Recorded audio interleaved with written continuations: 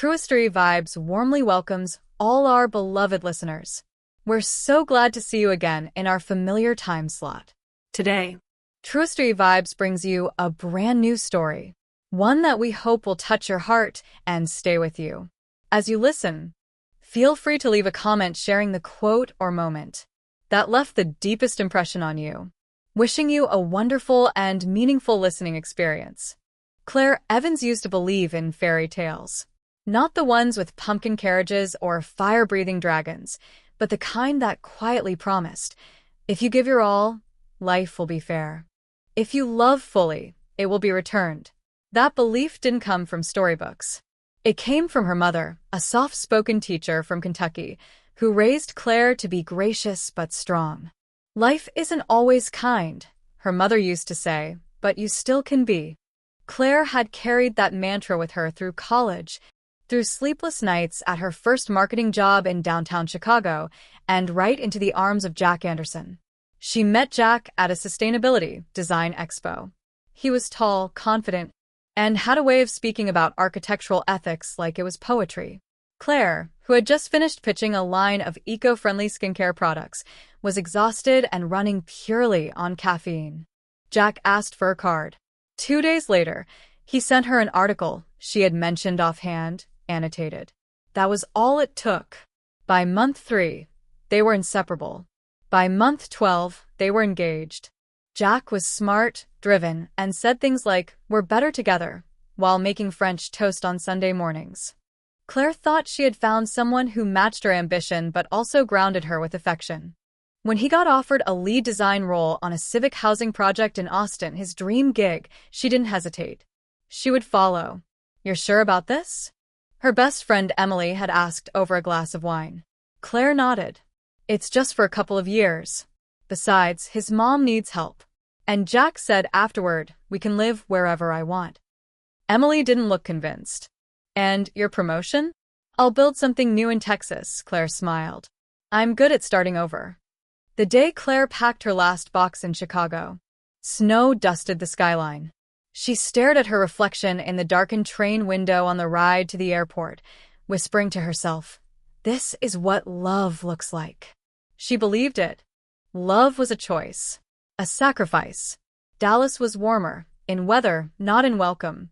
Margaret Anderson, Jack's mother, was not cruel, but she was clipped. Her hugs were brief, her compliments rare. She believed in hard work and propriety and viewed Claire's skincare business dreams as a phase. "It's not like you're running a law firm," Margaret once said, arranging a plate of dry oatmeal cookies on a tray. "But I suppose it keeps you busy." Claire smiled, teeth clenched. "Yes. And I'm expanding." The house itself was a dated 2-story with floral wallpaper and doilies on every surface. Jack stayed just long enough to set up utilities and move boxes. Within 10 days, he was gone. "They need me in person," he said. "It's fast-paced." That was the beginning. Months passed. Claire poured her energy into building a small but loyal client base. Her studio, Claire's Skin Studio, sat between a Pilates class and a florist. She offered facials, skin consultations, and curated natural products. It was honest work. She took pride in every dollar earned, every client who left glowing. At home, she cooked for Margaret, cleaned baseboards, scrubbed bathroom tile. Jack sent his love via text. He came home once every 3 months, then every 4. His phone calls got shorter, his smiles more practiced. Claire tried. She wore his favorite perfume when he came home. She arranged date nights that he canceled. She sent him handwritten letters. He replied with thumbs-up emojis. When Margaret began leaving baby magazines on the kitchen counter, Claire pretended not to notice. When she commented at brunch, the neighbors just had their second grandchild. Such a blessing. Claire smiled through it. Inside, she screamed. She and Jack had barely shared a bed in a year. He always had an excuse. Early flight, late night, exhaustion. Claire started to wonder if she was the one who had changed, if maybe she'd grown invisible in the shadow of her own resilience. The final straw wasn't dramatic. It was a Tuesday. Claire had baked banana bread, brewed Jack's favorite dark roast, and wore the blue dress he said made her look like summer. He walked in, took a call, nodded at her, and disappeared into the den. He didn't touch the coffee, didn't notice the dress, didn't kiss her hello. Claire stood in the kitchen holding a spatula like a sword. Her eyes burned, not from tears, but from the realization that she had become a ghost in her own home. That night, she lay awake in the guest room. Jack had taken the master, said he needed to make an early call. Claire stared at the ceiling fan, spinning endlessly. "I gave up everything," she whispered. And for the first time, she wondered what it would take to get it back. Jack Anderson became a memory before he became a stranger. It started with small things. Missed calls, then missed holidays. A Valentine's Day bouquet that arrived 2 days late. A birthday FaceTime from the back seat of a car, cut short by a bad signal. Claire tried to give him grace. She knew the project in Austin was demanding. Civic architecture, especially one funded through a chaotic mess of public-private partnerships, was no 9 to 5. Still, her patience began to fray like the hem of her favorite blouse, used, ignored, never repaired. She began to memorize the pauses in their conversations, the delay before he answered her questions, the quiet, filtered tone of someone checking email while pretending to listen. "You sound distracted," she said once. "Just tired," Jack replied. "Can we talk later?" Later rarely came. By spring, his visits had dwindled to twice a year. He no longer brought gifts. Not even the tiny trinkets Claire once treasured. Japanese matcha powder, locally made soap, a city guide with his notes scribbled in the margins. Instead, he arrived with a duffel bag and excuses. Claire stopped planning anything for his returns. No candlelit dinners. No soft music. No blue dress. She learned not to expect too much. Margaret, on the other hand, still treated Jack like a soldier returning from war. She baked. She fluffed pillows. She patted his hair like he was 12 again. "Poor thing works so hard," she would say, giving Claire a sideways glance. "You have no idea the pressure he's under." Claire wanted to scream, but she nodded instead, folding laundry she hadn't worn in weeks. Her resentment built quietly. Not volcanic, but glacial, slow, and massive. It shifted the tectonics of her heart in silence. One afternoon, Claire called Jack. His voicemail picked up on the third ring. "Hey, it's me," she said, her voice cracking. "Just wanted to hear your voice. I miss you. I feel like we're drifting." She paused, then added softly, "Please call me back." He didn't. The distance wasn't just physical anymore. It had grown into something colder, more permanent. A wall neither of them seemed willing to tear down. Claire turned her energy inward. She expanded her skincare studio, hired an assistant, partnered with a local wellness blogger for a product line. She started a side blog, Glow Notes, where she wrote about self-worth, healing, and skin as a metaphor for transformation. Her words resonated. The readership grew. For the first time in a long time, Claire felt seen, not by Jack, but by herself. And yet, each night she returned to that quiet house, the victory felt muted. Margaret rarely acknowledged her work. Jack never asked. One evening, Margaret sat on the living room couch, squinting at a church newsletter. "You know," she said, not looking up, "Jack won't be young forever. If you want children, you should do something about it." Claire inhaled sharply. "It takes two." "Margaret, not if you're not trying." Claire stood, walked to the kitchen, Counted to 10. She poured herself a glass of wine and stared out the window, watching the neighbor's golden retriever chase its tail. A soft laugh escaped her lips, not from joy, but disbelief. Even the dog had more excitement in its life. The next day, Jack texted, "Might have to skip Thanksgiving. Work crisis." Sorry. Claire stared at the message for a long time. Her fingers hovered over the screen. "Of course. Work comes first," she typed, then deleted it.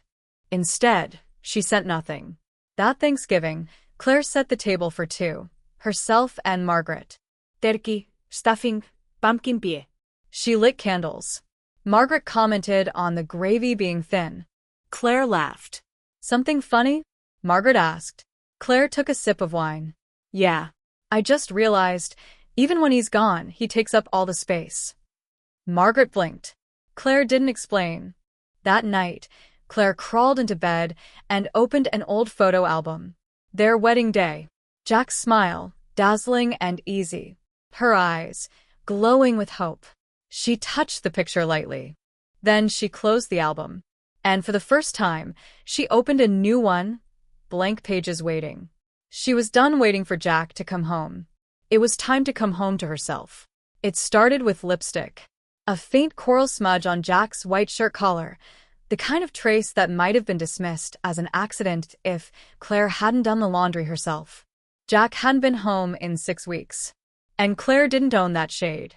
She held the shirt up to the light in the laundry room, her breath catching in her throat. Her first instinct wasn't fury. It was numbness. A slow, quiet freeze that crept up her spine and settled behind her eyes. That night, she didn't confront him. She folded the shirt, placed it in his drawer, and opened her laptop. She typed his name into Google. Nothing new appeared, just old architecture award announcements, a few articles about the downtown housing development he was leading. She clicked on a LinkedIn profile for Madison Clark that had been tagged in one of the articles. Madison Clark, Junior Design Coordinator. Blonde. Sharp cheekbones. Recently moved to Austin. In her profile photo, she smiled wide, clutching a Starbucks cup, her hand resting lightly on the shoulder of a man cropped out of the frame. Claire zoomed in. The arm wore a suit jacket Claire had bought for Jack. The next day, Claire visited Emily. Her best friend looked up from her kitchen island, took one look at Claire's face, and poured 2 glasses of wine before saying a word. You found something, didn't you? Claire nodded, sliding her phone across the granite. That's her. Emily tapped the screen, zooming in. Jesus. She looks fresh. 26, Claire said. Just got her master's. And Jack. He's 42. But apparently age is just a number when you're full of crap. Emily's eyes softened. Claire. I'm not going to cry. Claire cut her off, voice even. Not yet. Instead, she asked Emily to help her dig. Social media. Tagged photos. Shared events. The further they searched, the less Claire liked what she found. Photos from a company mixer 2 months ago. Madison in a wine-colored dress, Jack in a matching tie. A blurry snapshot from the parking lot of a boutique hotel.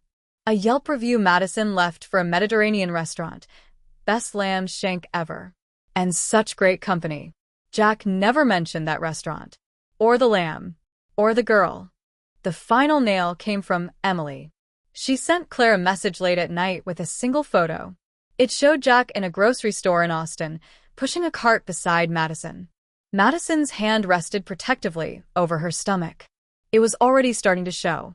Claire dropped the phone. She stood frozen in her kitchen, the refrigerator humming behind her, the kettle on the stove shrieking unnoticed. She pressed her palms against the counter until her knuckles turned white. She had imagined infidelity, even suspected it. But this was a child. This was permanence. This was betrayal layered with something else, replacement. Claire didn't sleep that night. She watched the ceiling spin, the shadows on her walls dancing like ghosts. By morning, she felt hollow. At 7 a.m., she showered, dressed, made herself a coffee she barely touched, and drove to the store. She picked up groceries, then drove home and made dinner for Margaret without saying a word. Margaret noticed. You're quiet today, she said as Claire set the table. Claire forced a smile. Just tired. That night, after Margaret went to bed, Claire stared at Jack's contact in her phone. Her thumb hovered over the call button. She didn't press it. She needed something more than words. She needed the truth, undeniable, raw, and exposed. 2 days later, Emily called. He's in town. Just got spotted by someone from the yoga studio near Madison's building. Claire's breath caught. You're sure? Positive. And I have an idea. It was wild. It was bold. It was desperate. It was perfect. Claire asked Margaret if she wanted to go out for dinner, her treat.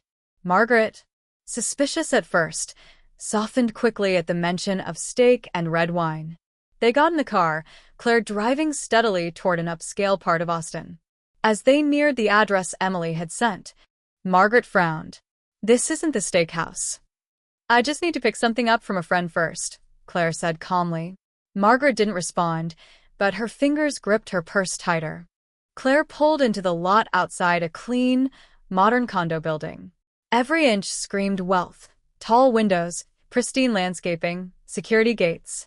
Claire parked, turned off the engine, and looked at her mother-in-law. "Jack's inside." Margaret blinked. "Excuse me?" Claire's voice was steady, cold. "He's here. With her. With Madison. I thought you should see for yourself." Margaret's face turned a shade paler. "Claire, this isn't." "You've always defended him," Claire said, stepping out of the car. "Tonight, you'll see the truth." She marched up the steps and rang the bell. She could hear the faint sound of music behind the door. A moment later, footsteps approached. Then, silence. And then the door opened.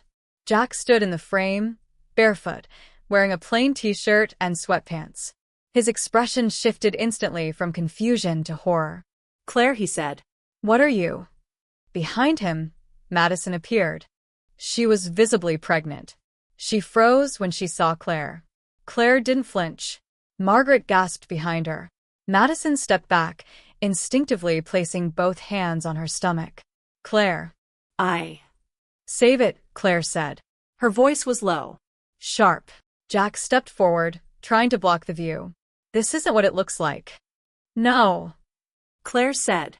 "Because it looks like you got your junior coordinator pregnant while your wife cooked dinner for your mother every damn night." Margaret's eyes darted between them. "Jack, is it true?" Jack opened his mouth, closed it. Claire stared at him for a long moment, then turned to Madison. "Don't worry. I'm not here to fight you. I just wanted him to say it out loud." Madison looked away. Jack didn't say anything. Claire nodded. "Didn't think so." She turned to Margaret. "Still think I'm the reason there's no baby in this house?" Margaret didn't answer. Claire walked back to the car, opened the door, and said, "Let's go." But Margaret didn't move. Instead, she turned to Jack. "Is the baby yours?" Jack nodded slowly, and Margaret slapped him. It wasn't hard, but it was loud. "You embarrassed this family," she whispered. Claire almost laughed. Almost. She didn't. She simply drove Margaret home in silence. When they got back to the house, Margaret walked straight to her room, without a word. Claire went to the kitchen, poured herself a glass of wine, and finally, let the tears fall. They weren't sobs. Just slow, quiet, determined streams of salt down her face. She had seen the shadow. Now she stood in it. But shadows shift. And morning always comes. The silence after betrayal is louder than the betrayal itself. For days, the house held its breath. Margaret didn't speak of what she saw. Claire didn't ask. The walls, once filled with the mundane clatter of domestic life, footsteps, TV murmurs, clinking silverware, now sat heavy, as if they too were ashamed. Jack didn't call, didn't text, didn't offer so much as a cowardly apology. Claire didn't expect one. Instead, she waited. For what, she didn't know. Maybe for Margaret to say the word she'd never said. "I was wrong." But even that didn't come. What did come? 3 days after the confrontation at Madison's condo was a small, sharp reminder of how easily Claire's presence had been erased. A package arrived. Claire saw the delivery van through the window and opened the door just in time to catch the box. It was addressed to Margaret, from an upscale boutique in Austin. The return name on the shipping label, M. Clark. Claire didn't touch it. She placed it on the dining room table like a ticking bomb. 10 minutes later, Margaret walked in. Her eyes landed on the box, then shifted to Claire. "I didn't ask for this." Claire said nothing. Margaret opened the package anyway. Inside was a stack of folded organic baby clothes, a lavender-scented candle, and a handwritten card. Claire didn't read it, but she saw Margaret's face twist. She wants to make peace, Margaret mumbled. Claire's hands curled around the back of a chair. Peace? With who? The wife or the child she's raising in my place? Margaret stiffened. I didn't say I forgave him. Claire laughed bitterly. You don't have to. You're already preparing a crib. That night, Claire sat on the edge of her bed with a legal pad. She wrote one word at the top. Options. Underneath, she listed divorce, separate assets, sell the studio, move back to Chicago, stay and fight. She stared at the last line for a long time. Stay and fight. For what? For a marriage that had become a performance? For a man who couldn't even look her in the eye? Still, some part of her refused to be discarded like last season's shoes. 2 days later, Jack came home. Unannounced. Claire heard his key in the lock at 9:47 p.m. She didn't move. She sat at the kitchen table with a cup of tea gone cold. When he walked in, the air shifted. Jack looked tired. Gaunt. But not guilty. Hey, he said, voice low. Claire blinked. You have 5 minutes. Start talking. Jack pulled out a chair, didn't sit. He rubbed the back of his neck like a teenage boy caught skipping class. I didn't mean for it to happen, he said. It was just lonely. Work was stressful.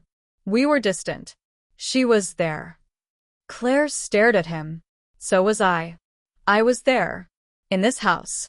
Cleaning your mother's dishes. Folding your clothes. Sleeping in a bed you forgot existed. Jack winced. I never stopped loving you. Claire stood. Don't insult me. He reached into his pocket and pulled out a small velvet box. Her breath hitched for one humiliating second. But it wasn't a ring. It was a key. To a new place, he said. For you. If you want it, I can still take care of you. Claire's eyes narrowed. You think this is about money? I think we both need a reset. You've changed. And so have I. Claire stepped close, her voice ice. You got someone pregnant, Jack. That's not a reset. That's a whole other life. One you built while I was asleep in this one. He didn't deny it. Didn't even flinch. I'm not kicking you out, he said. But Madison's due soon. I'll need to be with her more. Maybe even full-time. For the baby. Claire's laugh was sharp. So, now you want to schedule? Weekends with me, weekdays with her? Jack's silence was the only answer. She stepped back. Get out. Claire. Get out. This time he did. Claire locked the door behind him, then slid down to the floor. She didn't cry. Her tears had long since dried out. Instead, she picked up her phone and called Emily. I'm ready, she said. Emily didn't ask for what. She already knew. The next morning, Claire contacted a lawyer. Not a big firm. A small, razor-sharp attorney named Tanya DeWitt, known for her ruthlessness in divorce cases involving public figures. Tanya listened silently as Claire recounted everything. Years of abandonment, the affair. The baby, the lies. When Claire finished, Tanya leaned back. We can get him for everything, she said. Especially if he used marital assets to support the other woman. Claire smiled. For the first time in months, it reached her eyes. Good, she said. Let's begin. Within a week, the papers were drafted. Claire didn't serve him yet. Not just yet. Instead, she focused on building her case, quietly gathering records, photos, financial statements. Madison's Instagram became a goldmine. Emily played spy, following Jack's movements. Margaret, whether intentionally or not, kept feeding Claire scraps of information with every comment she let slip. He said he might transfer closer to home. He wants a room for the baby. He's looking at daycare options. Claire listened, filed it all away. Then, the ultimate insult arrived. Margaret handed Claire a small manila envelope one morning. This came for you. Inside was an invitation. Baby shower for Madison and Jack. Claire's name was not on the list of invitees. But Margaret had been invited. Of course she had. Claire stared at the card. Pink and gold. Delicate baby feet. A note from Madison at the bottom. Hope to see you there, Grandma Margaret. Can't wait to meet baby Anderson. Claire's jaw locked. That night, she packed a suitcase. Margaret found her by the door the next morning. "Where are you going?" Claire didn't answer. Margaret's voice wavered. "I didn't ask for this either." Claire turned, her eyes blazing. "But you embraced it. And you erased me." Margaret blinked, wounded. Claire softened. "Just a little. I'm not running. I just need to breathe." She left the suitcase by the door and walked to her car. She drove. Past the city line. Past the suburb where she'd built her studio. Past the office where she'd once dreamed of selling beauty to women like her. Women who gave and gave and gave until there was nothing left but a shadow. She ended up at a cabin Airbnb 2 hours out. No cell signal. No distractions. For 3 days, she wrote. Letters. One to Jack, never sent. One to Madison, burned. One to herself. That one she kept. When Claire returned, something inside her had changed. She wasn't angry anymore. She was focused. She served Jack the papers at his office in Austin, right in front of his team. The envelope slid across the table like a gavel. His eyes went wide. "You don't have to do this." Claire's smile was calm, almost kind. "I already did." She turned on her heel and left him in the echo of his own shame. 2 weeks later, Claire filed for financial discovery. The documents proved Jack had spent over $30,000 of joint assets on Madison. Rent, gifts, prenatal appointments, travel. Tanya's case grew teeth. Meanwhile, Claire rebranded her studio. Not just skin care anymore. Now, wellness, coaching, writing, mentoring. Glow Notes turned into a podcast. Her voice carried through earbuds to women across the country. Each episode opened with the same line. You are not alone in your silence. And you do not owe your life to someone who forgot yours. Claire didn't wait for Jack's apology. She didn't want it. She had already reclaimed something far more valuable. Herself. Claire had thought she knew what rock bottom felt like. Turns out, betrayal was just the prologue. Humiliation was the real story. 2 weeks after serving Jack the divorce papers, Claire came home from the studio to find Madison's suitcase on the porch, and Margaret waiting in the living room, arms crossed, her jaw tight with resolve. "She's moving in," Margaret said, as if announcing a new sofa delivery. Claire blinked. "Excuse me? She's due in 3 weeks. Jack wants to be close, and she needs help." Claire laughed. "A small, bitter thing. And you volunteered this house?" "She's carrying your husband's child," Margaret snapped. "Like it or not, that baby is part of this family." "My husband?" Claire asked slowly. "The one I just filed for divorce from?" Margaret didn't flinch. "You haven't left yet." Claire's mouth went dry. "Is that what this is? Push me out so you can pretend none of this ever happened?"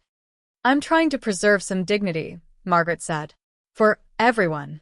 Claire stared at her mother-in-law, the woman she had cooked for, cleaned for, cared for. "Don't talk to me about dignity," Claire said, voice low.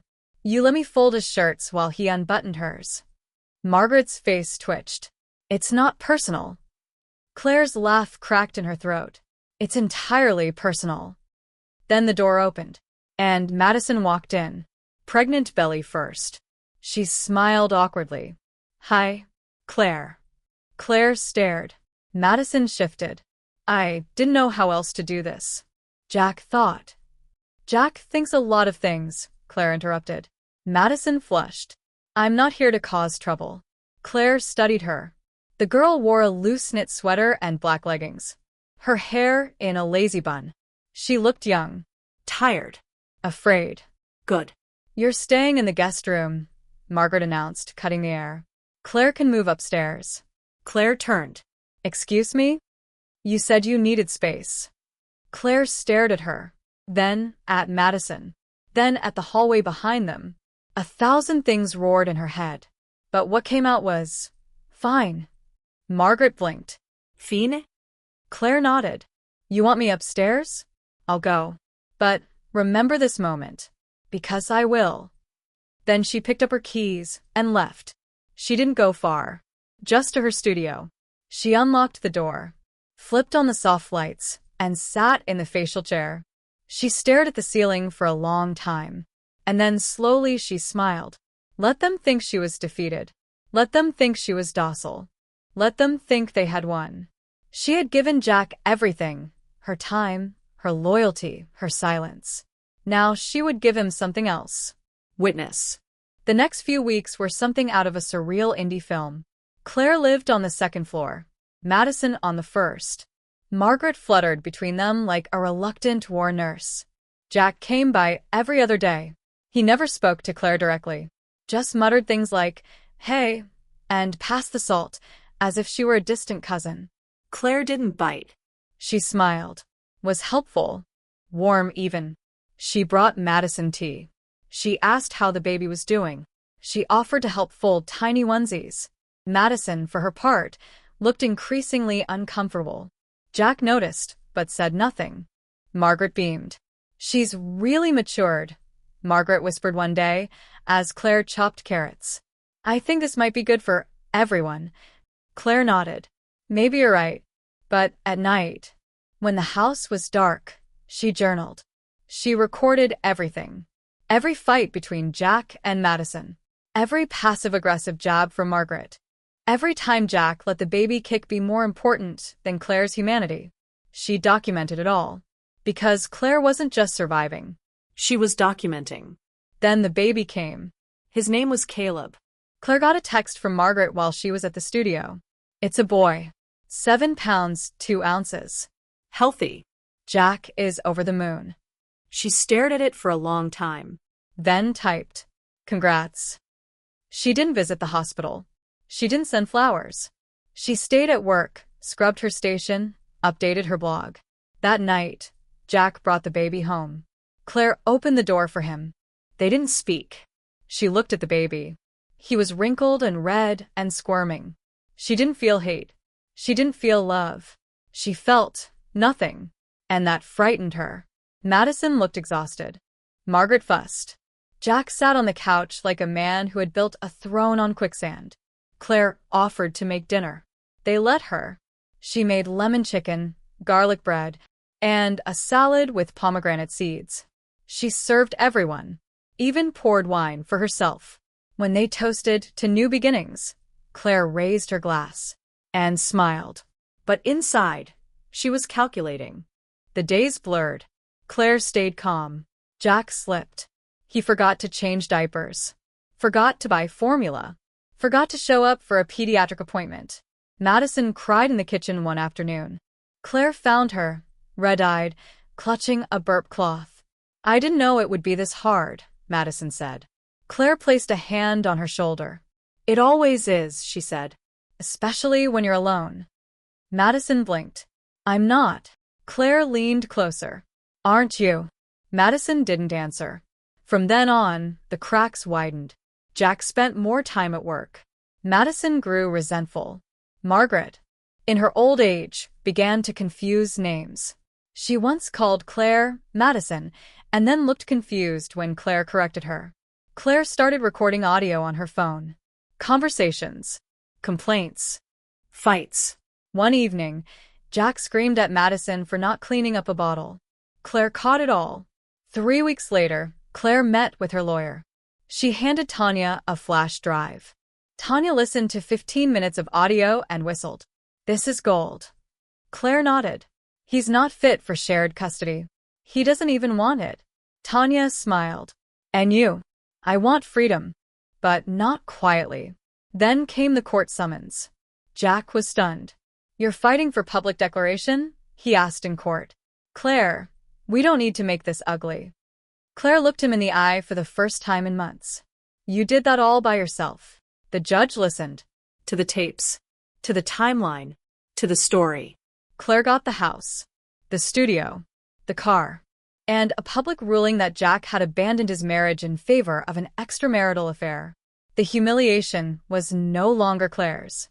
It was his. 1 week later, Madison left. No warning. Just a note on the fridge. "I can't raise Caleb in a house built on lies. I'm sorry." Claire found it the next morning. Margaret was in the garden. Jack was nowhere to be found. She poured herself coffee, looked at the empty bassinet, and exhaled. The silence was beautiful, not because it was empty, but because it was hers. The house was quiet. Too quiet, some might say. But to Claire, silence no longer meant absence. It meant sovereignty. Madison had left with nothing but a diaper bag and a folded apology. Margaret had retreated into the garden, rarely emerging except to water the same overgrown roses. Jack had moved into a temporary rental across town, cold, gray, and ironically minimalist, just like the life he now led. The baby stayed with Jack on weekends. During the week, he was with a nanny Jack paid for since his work couldn't allow interruptions. Claire never asked where Madison had gone. She figured if the girl had any pride left, she'd run fast and far. Claire had no intention of chasing anyone. She was too busy building something of her own. It started with paint. She redid the guest room, the one that had once housed Madison and the baby. Gone were the soft blues and pastel yellows. Claire chose deep forest green, brass fixtures, and heavy curtains. It became her study. She moved her writing desk there. Shelves of skincare formulations and product mock-ups. On the wall, she hung framed screenshots of her most viral blog posts. The quote that resonated most: "You don't rise from ashes. You rise while they're still burning." She launched a rebrand of her studio. No longer just glow skin. It was now Evanescence, a nod to her middle name and a reminder that beauty, like resilience, could emerge from vanishing points. Her first campaign was titled Unseen, a photo series featuring women who had rebuilt themselves after divorce, betrayal, loss. No Photoshop. No filters. Just raw truth and luminous scars. Within days, it went viral. Her inbox overflowed with messages. "Thank you. I didn't know how to name what I felt until now. Your podcast saved me. I left my husband after episode 9. I've never breathed freer." Claire started traveling, conferences, panels, events. Not as someone's wife. As someone. A name. A voice. She signed a book deal. Scars That Glow would hit shelves in the spring. One afternoon, Claire walked past her old favorite coffee shop downtown. A young woman approached her shyly. "Are you Claire Evans?" Claire smiled. "I am. I read your blog. Listened to your podcast after my fiancé ghosted me last year. You made me feel like I wasn't crazy. You helped me walk away." Claire nodded. "Then you did the hard part. Not me." "No," the girl insisted. "You gave me the words. Sometimes that's all someone needs." Claire thanked her and walked back to her car. She sat in the driver's seat, tears welling, but they didn't fall. Not this time. This time, they were not grief. They were proof. But not everything came easy. One day, Margaret tripped in the backyard. Claire heard her cry out and rushed outside. The older woman sat on the ground, her gardening gloves stained with mud, tears in her eyes. Claire knelt beside her. "Did you break anything?" Margaret shook her head. "Just twisted my ankle." "But God, Claire." She grabbed Claire's hand suddenly. "You shouldn't have stayed. Not in this house. Not with me. Not after what I let happen." Claire hesitated, then said, "I didn't stay for you." Margaret closed her eyes. "I know." There was silence for a moment. Then Margaret whispered, "I'm glad you did anyway." Claire helped her up. Her heart not softened, but no longer stone. Later that night, Margaret left a small note on Claire's study desk. "You didn't rise from the ashes. You lit the match." Claire kept it. Meanwhile, Jack's world continued to crumble in quiet, public ways. The firm he worked for was bought out. He was offered a severance, not a promotion. He called Claire, once drunk. "I thought I could handle everything," he slurred. "I thought I could juggle." Claire didn't say a word. "Are you there?" he asked. She exhaled. No. Then hung up. She blocked his number the next day. In December, Claire flew to New York for a book preview event. The publisher hosted her at a high-rise venue in Soho. There were candles. There was champagne. There were women in heels who whispered, "That's her," when she entered. But Claire didn't look around the room for validation. She walked straight to the mic. She spoke for 15 minutes. Not about revenge. Not about pain. About reclamation. I was married for 5 years. I built a life I thought was a partnership. When it ended, I thought I had lost everything. But I hadn't lost my voice. Just forgot how to use it. We don't owe anyone our silence. We don't owe anyone the best parts of us if they only feed on the worst. Thunderous applause followed. A New York Times editor pulled her aside afterward. Your next book, he said. Let's make it bigger. Let's make it count. Claire nodded. Let's make it louder. Back home, she began preparing for a change. She listed the house. Margaret, surprisingly, didn't object. I've been meaning to move closer to my sister in Colorado anyway, she said. This house, it's too heavy. Claire agreed. The house sold in 3 weeks. She packed her things slowly. No rush. No tears. On the last night, she walked into what had once been Jack's office. The desk still had a scratch where he dropped his briefcase that day she told him to leave. She placed a sticky note over it. It read, "Thank you for the failure. I turned it into freedom." She shut the door and didn't look back. Claire moved into a loft downtown. 2 bedrooms. Exposed brick. Massive windows. She filled one wall with framed podcast quotes.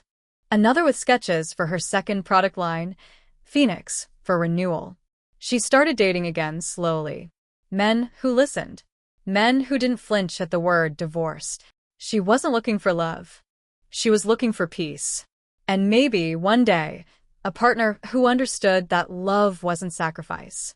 It was choice. Every day. Made freely. Not under duress. One morning, as Claire stood in the mirror applying serum from her latest line, she got an email. Subject: Nomination. Women of the Year 2026. Finalist confirmation. She sat down, rereading it twice. Then, she smiled. The kind of smile that knows everything hurt, but was worth it. Later that night, on her podcast, she closed the episode with this. Reclamation isn't about taking back what someone stole. It's about becoming what you were too afraid to be when you gave everything to someone else. Don't just rise. Reclaim. Rewrite. And above all, remember, you were always the story. And for the first time in her life, Claire Evans didn't just survive. She soared. Claire had built an empire from rubble. Her name, once whispered in sympathy, now commanded respect. She stood taller than ever, gracing magazine covers, headlining global summits, topping bestseller lists. The woman who had once been defined by a man's betrayal was now defined by her own brilliance. She was no longer someone's wife. She was Claire Evans. Still, on a quiet Sunday morning, wrapped in her silk robe, sipping cinnamon coffee as the soft hum of a Paris jazz playlist filled her loft, something unusual arrived in her mailbox. A letter. Not an email. Not a text. A real letter. Thick, ivory cardstock. Slanted handwriting she hadn't seen in years. Dearest Claire, you don't owe me a second of your time. But I saw you on television last week. And I realized something. I never truly saw you at all. If you ever want to hear everything, or just need closure, I'll be at the place we first met. This Saturday. Noon. No expectations. Just truth. Jack. Claire reread it once. Then again. Her hands didn't shake. Her stomach didn't sink. That chapter had ended long ago. But still there was a ripple. Not emotion. Not longing. Curiosity. She folded the letter neatly, placed it under a magnet on the fridge, and walked away. But she didn't forget. Saturday came. Claire wore black, wide-legged trousers, a cream blouse. No jewelry except the small quartz pendant she always wore when she needed clarity. She arrived early at the cafe. It hadn't changed. The espresso still had a bitter finish. The same old jazz filtered through dusty speakers. And in the far booth near the window, Jack. He stood as she approached, older than she remembered. The stress had carved canyons around his mouth and eyes. His hair was thinner, grayer, but his posture still carried the same hesitant pride. Claire, he said softly. She's Saturday, I have 20 minutes. Jack didn't argue. He didn't apologize either, not right away. Instead, he began speaking the way someone confesses in church, not to be forgiven, but to be free of what they've held inside. He talked about the fear, the way he'd felt small beside her, not because she made him feel that way, but because he didn't know how to grow on his own. He told her how he resented her independence while secretly needing it. How when he met Madison, she made him feel important, not because she saw him, but because she needed saving, and he liked being the savior. "I never meant to hurt you," he said. Claire stirred her coffee. "But you did. I thought I wanted something new. I thought starting over would fix what felt broken in me. But all I did was transfer my rot from one home to another." There was no anger in his voice, just exhaustion. "You made something incredible, Claire," he said, looking down. "And I broke it." Claire leaned back in her chair. No, Jack. "You didn't break me. You broke yourself. I just happened to be holding the mirror." Jack looked up. "I know you'll never take me back." Claire laughed gently. "You're right. I wouldn't even take you back in a memory." She rose, pushing her chair in smoothly. "This isn't about going backward. This is about giving the past its proper place." He nodded slowly. "So, this is goodbye?" "It's a thank you," she replied. "For the push. For the fall. For showing me who I never want to be again." She walked away, heels tapping like punctuation marks, her back straight, her heart light. She didn't look back. Later that afternoon, she drove along the coastline until the sun dipped below the horizon. She stopped at a small vista, got out, and stood by the railing. The wind tangled her hair. Below her, the ocean roared like applause. She took a photo, not to post, just to remember. This was the moment she felt nothing but peace. On the plane to Paris 2 days later, Claire sat in first class beside a woman nervously wringing her hands. "First time flying?" Claire asked, offering a kind smile. The woman nodded. "First time doing anything by myself." Claire handed her a sleep mask. "Here's to all our first times. They usually lead to our best selves." The woman laughed. "Are you, Claire Evans?" Claire smiled. "I am." The woman looked starstruck. "Your podcast helped me leave a toxic 10-year relationship. I've been starting over ever since." Claire nodded. "Then you're already ahead of where I was." "I didn't start over. I burned it down." In Paris, the wellness retreat took place in a restored 18th century chateau nestled among lavender fields. 40 women CEOs, single mothers, survivors, artists gathered to write, cry, speak, and most importantly, to listen. Claire didn't lecture. She shared. And when others shared back, she listened. There was something sacred in their stories. One woman had walked out of a cult. Another had raised 3 kids alone after her husband vanished. A third had just battled breast cancer and came straight from chemo. By the 3rd day, their circle wasn't just support, it was power, sisterhood. On the final night, they sat under string lights and sipped wine while a violinist played near the garden fountain. Someone asked Claire, "Do you ever miss who you were before the fire?" Claire paused. "No," she said. She would have never survived what came after. Back in New York, her book Scars That Glow hit #1. Oprah called. Netflix emailed. Her podcast crossed 5 million downloads. One day, she walked past her old facial studio. It had new owners, new signage, new everything. She didn't feel sad. She felt nostalgic. Not for the place. For the version of her that dared to begin there. In her new loft, bigger, quieter, with tall windows and warm floors, Claire added a mirror to her bedroom. It was tall, gold-framed, and brutally honest.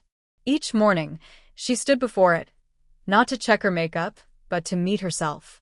She had wrinkles now. A tiny scar on her chin from an accidental nick while rushing. But her eyes no longer carried fear. They carried clarity. Months passed.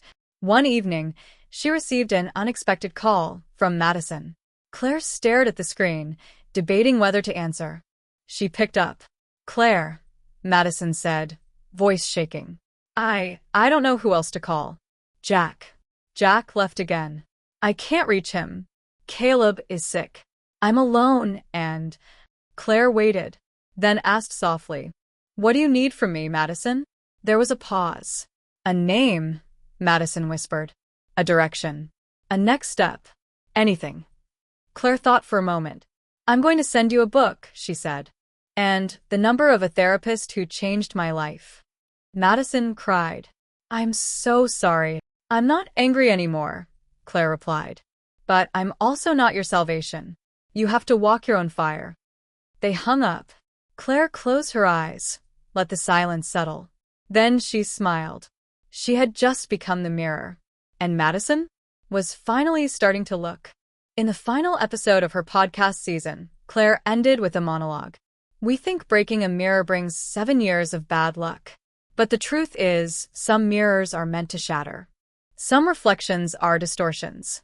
When you walk through betrayal, pain, and loss, you don't become broken. You become precise. You don't see the world through what it gave you. You see it through what you chose to keep."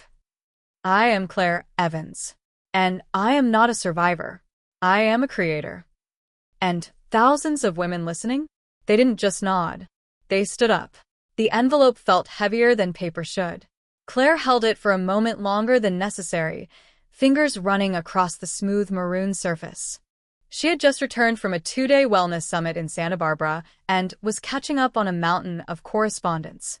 But this envelope wasn't from an agency or a publisher. It was from Charleston, a city she hadn't set foot in for almost a decade. She opened it carefully. "Ms. Claire Evans, you are cordially invited to the 20-year Alumni Gala of Charleston Academy, an evening to celebrate those who've shaped the world. Saturday, March 14th, 7:00 p.m. The Charleston Grand Hotel Ballroom. Hosted by Evelyn Carter and the Board of Governors." Claire's eyes stopped at one line, "Honoring alumni who have made an impact." At the bottom, scrawled in black ink, was a short note. "Come home, if only to remember how far you've come. Evelyn." Evelyn Carter. The woman who taught her rhetoric and fire in the same breath. The woman who once told her, "Your voice will terrify some and save others. Don't quiet it for the ones who fear it." Claire set the card down. A part of her wanted to toss it in the recycling bin, to avoid the ghosts of cobblestone streets and whispered rumors. But another part, a deeper, calmer part, whispered, "Go." She hadn't been back to Charleston since the divorce. Not even for business. The memories felt folded into the city's humid air. Sunday mornings at the farmer's market with Jack. Rooftop wine nights. That small bookstore off King Street where she had first pitched her skincare manifesto. But now she didn't feel haunted. She felt sovereign. The Charleston Grand Hotel hadn't changed. Chandeliers still sparkled like frozen fireworks above polished floors. A jazz trio played softly in the corner. Women in sequins, men in velvet blazers. Everything Southern, old money, and overly polite. But Claire walked in like she owned the floor. She wore a black satin gown, clean lines, high slit, no frills. Her hair was swept into a sleek twist, a single diamond earring glinting in her left lobe. She didn't need both. She scanned the room slowly. The gazes found her before she found them. Some were recognition. Some surprise. Some just envy. All familiar. Claire Evans. The voice came from the corner. Evelyn Carter. Still elegant in midnight blue silk, a glass of scotch in one hand, and a posture that commanded every room she walked into. "You came," Evelyn smiled. Claire stepped forward and embraced her. "You summoned." Evelyn leaned closer. "You were always meant to return as a queen." Dinner was served. Speeches began. When Claire's name was announced as a keynote honoree, the applause was immediate. She took the stage slowly, holding the crystal award carefully, not as a trophy, but like an offering. She took the mic. "I graduated from Charleston Academy 20 years ago with 2 things, a degree I didn't know how to use, and a voice I was told to use quietly. Spoiler alert, I did neither." Laughter broke gently across the room. Claire continued. "I built an empire on truth, on scars, on the understanding that failure isn't a detour, it's the curriculum." She let silence hang for just a second. I was left. I was betrayed. I was underestimated. But the lesson I cherish most from that pain is this: you don't rise from ashes. You rise while you're still on fire. Applause. Not pitying. Not polite. Powerful. Claire exhaled. This wasn't closure. It was coronation. After the ceremony, she stepped out to the terrace for air. The Charleston breeze carried jasmine and memory. And then came a voice. I almost didn't recognize you. She turned. It wasn't Jack. It was Thomas. Tall. Confident. A little grayer than she remembered from university. He wore a charcoal suit, no tie, top button undone. You were in the business school, Claire said. Right? I was. 2 years below you. I remember you in Professor Green's ethics class. You quoted Audre Lorde and basically set the room on fire. Claire chuckled. I've always had a taste for kindling. Thomas leaned against the balcony ledge. I run a social impact fund now. We invest in women-led companies that disrupt systems and create new ones. Sounds like something my team would have ignored. They did. I figured I needed a more direct approach. She raised a brow. And here I thought you just wanted a night of nostalgia. He grinned. What if I wanted both? The next day, Claire flew back to New York. But her mind wandered. She kept thinking about that conversation, about the way Thomas had said, I don't want to fix you. I want to build with you. She wasn't someone who got swept up easily. But this wasn't about romance. It was about rhythm. And something in her pulse had changed. They started with Zoom calls. Then lunches. Then late dinners that turned into walks along the Hudson. Hands brushing just enough to feel like electricity. Claire didn't rush. She didn't trust easily. But Thomas never pushed. He just showed up. Over time, Claire realized something. He didn't fall in love with the idea of her. He loved the reality. He saw her edges and didn't flinch. He admired the empire without asking to sit on the throne. One night, he cooked dinner in her apartment. Nothing fancy, just roasted vegetables, garlic chicken, a glass of Merlot. Afterward, they sat on the couch watching a documentary on single mothers who became CEOs. Claire turned to him. You're not afraid of how much space I take up? Thomas smiled. You don't take up space. You create it. She didn't reply. She kissed him. By spring, they traveled together, Barcelona, Kyoto, a quiet cabin in Oregon. Claire still ran her empire. Still hosted panels, mentored young women, wrote articles about resilience and reinvention. But now, she did it with someone beside her who didn't want to lead her path, just walk alongside it. One evening, while packing for a conference in Toronto, Claire found the Charleston invitation again. She hadn't thrown it away. She pinned it to her vision board with a small sticky note. Sometimes, the past doesn't call you back. It calls you forward. And just like that, Claire knew. This wasn't a love story. It was a sovereignty story, with room for someone worthy of witnessing it, not saving it. New York City didn't sleep, and tonight, neither did Claire. She sat on her balcony, overlooking the skyline, laptop open on her lap, legs curled beneath a cashmere throw. The soft hum of distant sirens and the occasional honk of taxis blurred into a low, steady rhythm that matched her breath. Thomas had gone to bed hours ago, but Claire's mind was wide awake. She'd read Jack's letter 3 times now. The documentary proposal wasn't the part that unsettled her. It was the way he framed it. Your voice might help others. For so long, her voice had been her secret weapon, her saving grace, her shield. Now someone from the past wanted to frame it inside their narrative. Claire didn't fear the camera. She feared the edit. The next morning, she met with her legal team at her publisher's rooftop lounge in Soho. I want complete control over my contribution, she said, sipping her espresso. No partial licensing. No selective narration. No permissions for reuse. Final edit approval or I walk. Her attorney, a sharp-eyed woman named Lena, nodded. We'll make it ironclad. And I want the filming done on my terms, Claire added. My space, my pace. I'm not retelling anything. I'm revealing what matters. A beat of silence. Then Lena smiled. "Claire," she said, "I don't think they know what they just asked for." Filming began 3 weeks later. Not in a studio, not on a set, but in Claire's real life. The documentary team followed her through quiet, candid moments, arranging flowers in her apartment, editing scripts for her podcast, sipping tea at the small Vietnamese cafe in Brooklyn where she found peace after therapy sessions. She gave them access, but not control.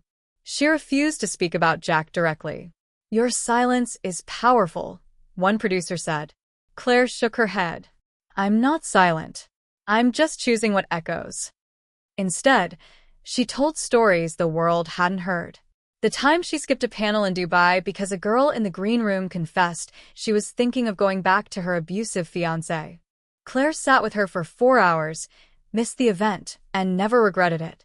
The time she turned down a $2.5 million deal from a tech brand because their board had 0 women of color. The moment, 3 years ago, when she stared at a bottle of sleeping pills for 15 minutes before calling her sister and saying, "I need to talk." Those were the chapters she hadn't published. But she would now. One morning during production, Thomas came into the kitchen to find Claire leaning over a notebook, scribbling furiously. "What's this?" he asked, pouring coffee. "A new monologue," she said.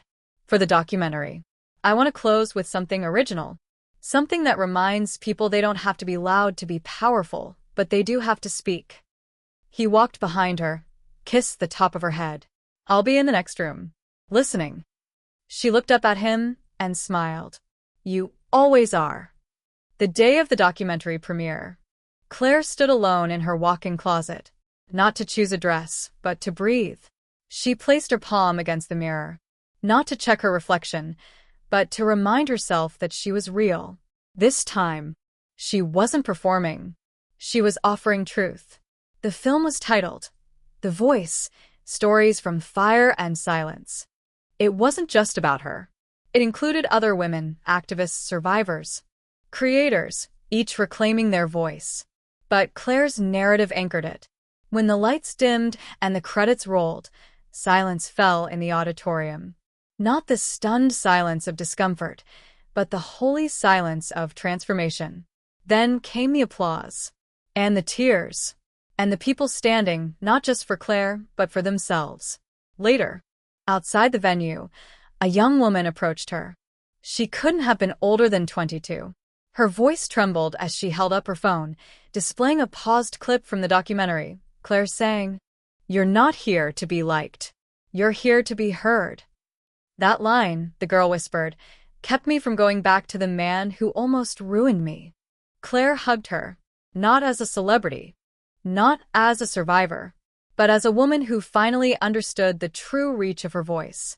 The next morning, the New York Times ran the headline, "Claire Evans. When a whisper starts an uprising." Twitter flooded with #TheVoiceUnbroken. Her inbox exploded with messages from schools, shelters, government offices. Netflix called. So did Oprah. But none of it mattered more than the quiet message she received at midnight. It was from a name she hadn't expected. Madison. "I watched it. I cried. I'm sorry. Thank you for speaking what I've never been brave enough to say." Claire didn't reply. Not because she didn't care, but because she didn't need to anymore. Some chapters end without punctuation. Some doors stay shut, gently, respectfully. Days later, as she walked into her keynote address at the United Women in Power conference, she wore no makeup, no heels. Just a sleek black jumpsuit and bare confidence. Her voice filled the stadium like sunlight breaking a storm. "I used to think speaking up would cost me everything: relationships, image, acceptance. But what I've learned is this.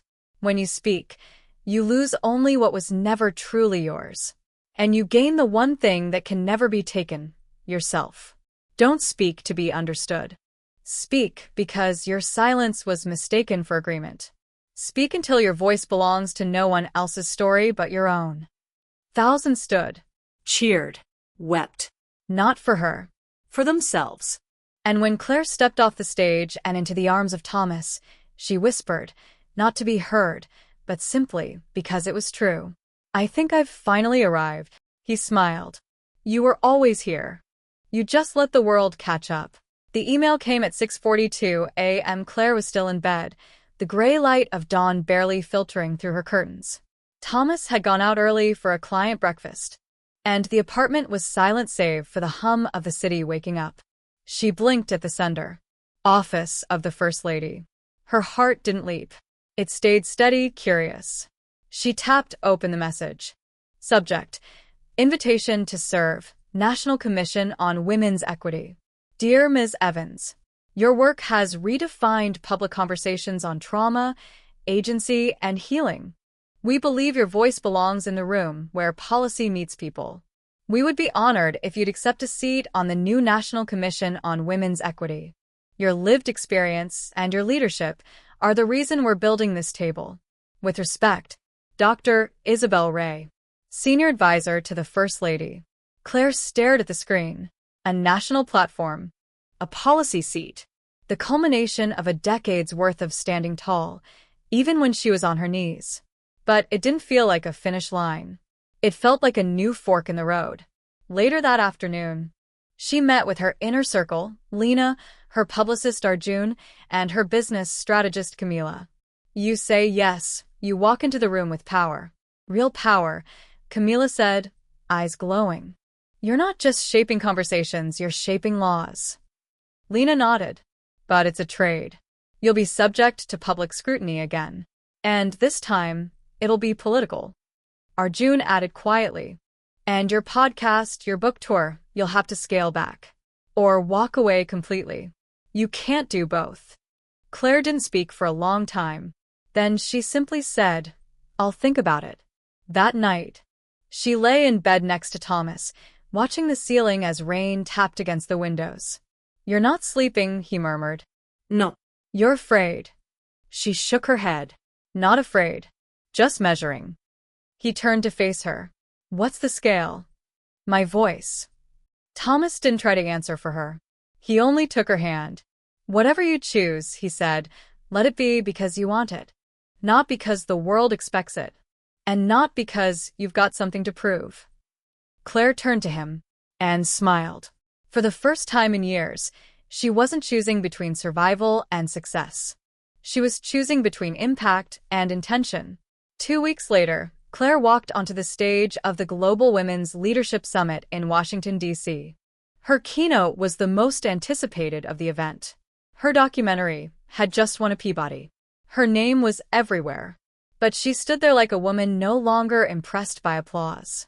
She carried silence like a flame. She opened with no introduction. Only a question. What would happen if every woman stopped trying to be the exception and instead rewrote the rules?